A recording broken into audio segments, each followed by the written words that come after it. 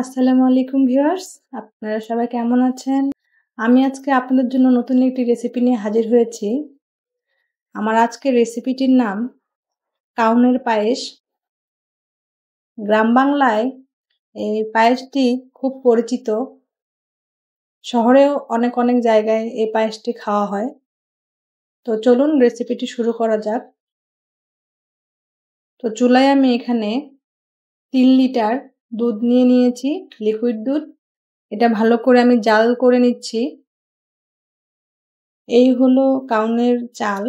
এই চালটা দিয়ে আমি পায়েস বানাবো। এখন আমি এটা ভালোমতো ধুয়ে তারপর ১০ থেকে ১৫ মিনিট পানিতে ভিজিয়ে রাখবো। তো এখানে আমি ভালো করে কাউনের চালগুলো ধুয়ে ১০ থেকে ১৫ মিনিট ভিজিয়ে রেখেছিলাম। দেখুন খুব ভালো করে ধুতে হবে, কচলিয়ে না হলে দেখা যাবে যে বালুর দানা থেকে যাবে। আর এদিকে আমার দুধ বলক দিয়ে উঠতেছে। এখন আমি এখানে দিয়ে দিব ধুয়ে রাখা কাউনের চালগুলো। এখন আমি ভালোভাবে তল থেকে নেড়ে দিব যেন লেগে না যায় কাউনের চালগুলো। একটু পরপর নেড়ে দিতে হবে, নাহলে নিচে লেগে যাবে। এ পর্যায়ে আমি দিয়ে দিব ৩টে সবুজ এলাচ। এলাচগুলো আমি একটু করে ফেটে নিয়েছি। আর দিয়ে দিব ২টো তেজপাতা ছিঁড়ে, এবং দিয়ে দিব ১ ইঞ্চি পরিমাণের ২টো দারচিনি। আর দিয়ে দিব ৫ থেকে ৬টা গোলমরিচ এবং ৩ থেকে ৪টে লবঙ্গ। ভালো করে মিক্স করে নিব টেস্টের জন্য, এবং মিষ্টিটাকে ব্যালেন্স করার জন্য দিয়ে দিব এখানে আমি লবণ।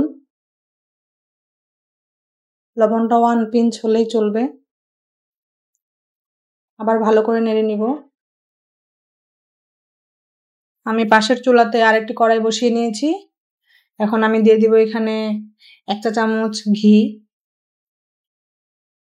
এখানে ঘি দিলাম কারণ কাজু বাদাম, কাঠবাদাম আর কিশমিশগুলো একটু ঘিয়ের মধ্যে ভেজে নিব।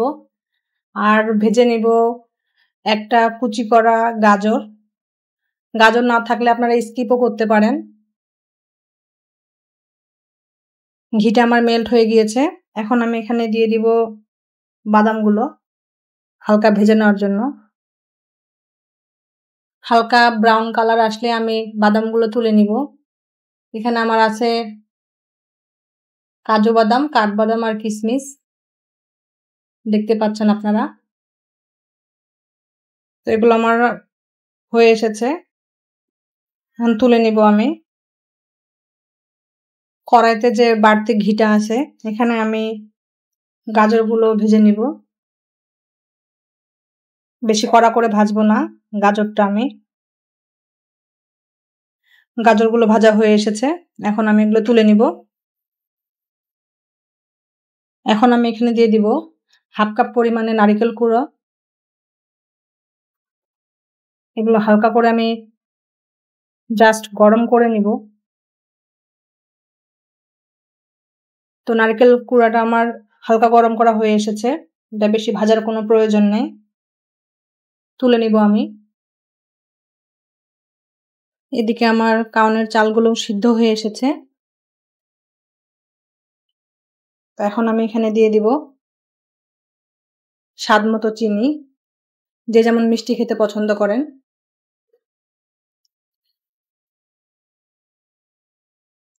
ভালো করে মিক্স করে নিতে হবে। এখন আমি এখানে দিয়ে দিব ১ কাপ পরিমাণে গুঁড়ো দুধ।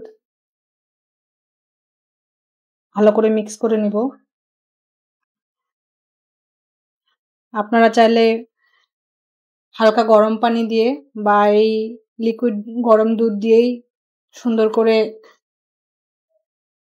লিকুইড করে গুঁড়া দুধটা তারপর ঢেলে দিতে পারেন। আমি ডাইরেক্ট দিয়ে দিলাম কারণ নাড়তে মিক্স হয়ে যাবে। ভালো করে নাড়তে হবে সেক্ষেত্রে। গুঁড়া দুধটা মিক্স করার পরে এখানে আমি ভেজে রাখা গাজর, নারিকেল আর বাদাম কিশমিশগুলো দিয়ে দিব। ভালো করে মিক্স করে নিব এগুলো আমি। তো কাউনের পায়েসটা আমার প্রায় হয়ে এসেছে। এখন আমি এখানে দিয়ে দিব ১ চা চামচ পরিমাণে ঘি। ভালো করে মিক্স করে নিব। তো পায়েসটা আমার হয়ে এসেছে। এখন আমি চুলাটা অফ করে দিব এবং কিছুক্ষণ বসিয়ে রাখবো চুলার মধ্যে। ফিরে আসছি পরিবেশনের পরে। ফিরে আসলাম পরিবেশনের পরে। তো হয়ে গেছে আমার কাউনের পায়েসটি। আশা করি আপনাদের ভালো লাগবে। তো ভালো থাকবেন, সুস্থ থাকবেন। আল্লাহ হাফেজ।